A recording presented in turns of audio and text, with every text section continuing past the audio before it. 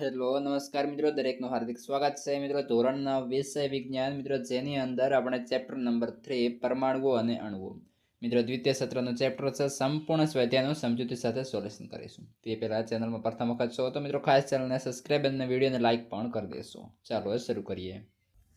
પ્રશ્ન નંબર 1 માંગ્યા મુજબ મિત્રો ઉત્તર લખો. જેમાં પહેલો પ્રશ્ન, ઓક્સિજન અને બોરોન ધરાવતા એક સંયોજનના 0.24 ગ્રામ નમૂનામાં 0.096 ગ્રામ બોરોન અને 0.144 ગ્રામ ઓક્સિજન હાજર છે. તો વજનની સંયોજકતાની ટકાવારી આપણે પ્રમાણની ગણતરી કરવાની થશે.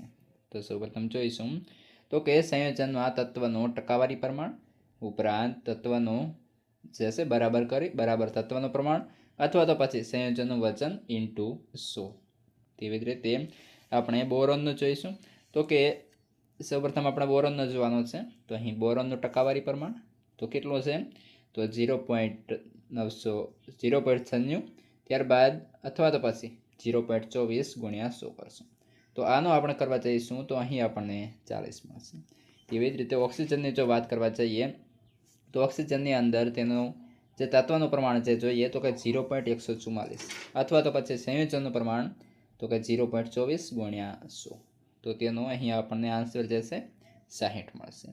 તો તેવી રીતે આપણે કહી શકીએ કે બોરોન અને ઓક્સિજન ધરાવતા સંયોજનનું ટકાવાર પ્રમાણ અનુક્રમે 40 અને 60 છે. પ્રશ્ન 2, 8 ગ્રામ ઓક્સિજનમાં જ્યારે 3 ગ્રામ કાર્બનનું દહન કરવામાં આવે ત્યારે 11 ગ્રામ કાર્બન ડાયોક્સાઇડ બને છે. જ્યારે 3 ગ્રામ કાર્બનને 50 ગ્રામ ઓક્સિજનમાં દહન કરવામાં આવે ત્યારે કેટલો ગ્રામ કાર્બન ડાયોક્સાઇડ બનશે? રાસાયણિક સંયોગીકરણનો કયો નિયમ તમારા જવાબ માટે દિશા સૂચવે છે? ચાલો જોઈએ. તો તેને આપણે મિત્રો આ રીતે સમજીશું. જેમ કે પહેલાં કાર્બન અને ઓક્સિજનનું દહન પ્રમાણ આપણે જોવાના છીએ, જેમાં કાર્બન પ્લસ C2 અને Ct અને CO2. તો તેવી જ રીતે અહીં આપણે 1 મોલ અને 12 ગ્રામ, 1 મોલ 32 ગ્રામ, અહીં 44 ગ્રામ, અહીં 1 મોલ થશે. તો તેવી રીતે જોવા જઈએ તો કે તેથી આપણને 12 ગ્રામ કાર્બનનું દહન 32 ગ્રામ ઓક્સિજનની હાજરીમાં થવાથી 44 ગ્રામ કાર્બન ડાયોક્સાઇડ મળે છે, અહીં આપણે જોયું એ પ્રમાણે. અને આથી 3 ગ્રામ કાર્બનનું 8 ગ્રામ ઓક્સિજનની હાજરીમાં દહન થવાથી 11 ગ્રામ કાર્બન ડાયોક્સાઇડ મળે છે. જ્યારે 3 ગ્રામ કાર્બનનું 50 ગ્રામ ઓક્સિજનની હાજરીમાં દહન કરવામાં આવે ત્યારે 8 ગ્રામ ઓક્સિજન બનશે અને 50 ઓછા 8 મતલબ કે 42 ગ્રામ ઓક્સિજન દહન થવામાં બાકી રહેશે. આ જવાબ નિશ્ચિત પ્રમાણના નિયમ તરફ દોરી જાય છે. પ્રશ્ન 3, બહુપરિમાણવીય આયન એટલે શું? ઉદાહરણ આપો. મતલબ કે એક કરતાં વધુ પરમાણુ ધરાવતા આયનને બહુપરિમાણવીય આયન કહે છે. ઉદાહરણ તરીકે NH4 1+ એમોનિયમ આયન, તેવી જ રીતે CO3 2 carbonate ion, SO4 4 sulphate ion અને PO4 3 ફોસ્ફેટ આયન. ત્યારબાદ મિત્રો પ્રશ્ન નંબર 4, નીચે દર્શાવેલ સંયોજનના રાસાયણિક સૂત્રો લખો. તો પહેલું છે આપણને પૂછ્યું છે મેગ્નેશિયમ ક્લોરાઇડ. તો જવાબની અંદર સંજ્ઞા તો કે MgCl થશે, વીજભાર તો +21 અને સૂત્ર તો કે MgCl2. તેવી જ રીતે આગળ બીજા નંબર છે કેલ્શિયમ ઓક્સાઇડ. તો સંજ્ઞા થશે CaO, વીજભાર +2 અને -2, સૂત્ર તો કે CaO એટલે કેલ્શિયમ ઓક્સાઇડ.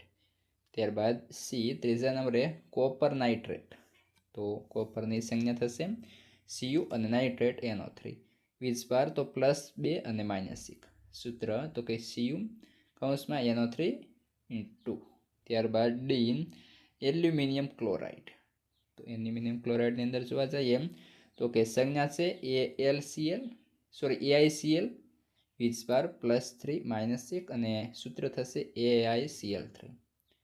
ત્યારબાદ આગળ કેલ્શિયમ કાર્બોનેટ, સંજ્ઞા છે CaCO3, વીજભાર +2 -2, સૂત્ર થશે CaCO3. ત્યારબાદ આગળ વધીશું. પ્રશ્ન 5, નીચે દર્શાવેલ સંયોજનમાં હાજર રહેલ તત્વોના નામ જણાવો. જેમ કે પહેલું ક્વિન લાઇમ. તો ક્વિનની અંદર અહીં જવાબ આપણો થશે કેલ્શિયમ એટલે કે Ca અને ઓક્સિજન તો O. બી હાઇડ્રોજન બ્રોમાઇડ. તો હાઇડ્રોજનનો H અને બ્રોમાઇનનો એટલે કે બ્રોમિનનો Br. સી બેકિંગ પાવડર જેમાં sodium Na, hydrogen H, carbon C અને oxygen O. D potassium sulphate, પોટેશિયમનો K, સલ્ફરનો S, ઓક્સિજનનો O. મારા વહાલા વિદ્યાર્થી મિત્રો, તમે આ જે વિડીયો જોઈ રહ્યા છો તેને થોડું આમ નીચે કરવાનું થશે અને આપણે ચેનલ જે છે એ મિત્રો ખાસ તેને સબસ્ક્રાઇબ કરી અને બાજુમાં જે હાઈપનું બટન આપેલું છે તેના પર એક વખત સિમ્પલી ક્લિક કરી દેવાનું છે. ક્લિક કરશો એટલે તમને જે હાઈપનું હોય એ ઓપ્શન આપશે, તેના પર તમારે એક વખત મિત્રો હાઈપ આપવાની થશે. આગળ વધીશું પ્રશ્ન 6 તરફ. નીચેના પદાર્થોના મોલર દળની ગણતરી કરવાની થશે. જોઈશું. પહેલું એ ઇથાઇન C2H2. તો આપણે જોઈશું તો પહેલાં 2C પરમાણુ દળ પ્લસ 2Hનું પરમાણુ દળ. તેવી જ રીતે અહીં જે 2 × 12 અને પ્લસ 2 × 1. તો અહીં 12 × 24 પ્લસ 2 થશે એટલે કે 26 U આપણો મોલર દળ મળશે. તેવી જ રીતે બી સલ્ફરનો અણુ S8 છે.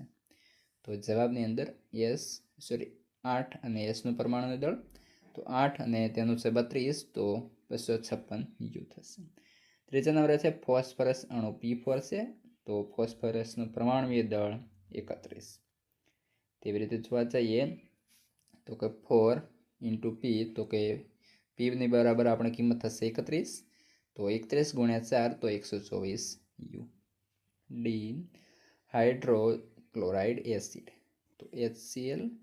તો 1 Sનું પરમાણુ દળ પ્લસ 1 Clનું પરમાણુ દળ 1 અને 35.5 × 1 તો 36.5 થશે. ત્યારબાદ નાઇટ્રિક એસિડ HNO3. તેની અંદર 1 Sનું પરમાણુ દળ પ્લસ 1 અને Nનું પરમાણુ દળ પ્લસ 3 Oનું પરમાણુ દળ. તો અહીં 1 14 અને 16 × 3 48 ટોટલ થશે 63. તો આ રીતે આપણું મિત્રો સંપૂર્ણ સ્વાધ્યાયનું સોલ્યુશન અહીં પૂર્ણ થાય છે. આગળના પાઠનું અને અન્ય વિષયોના સ્વાધ્યાયના સોલ્યુશનની લિંક તમને આ વિડીયો ડિસ્ક્રિપ્શનમાં મળી જશે.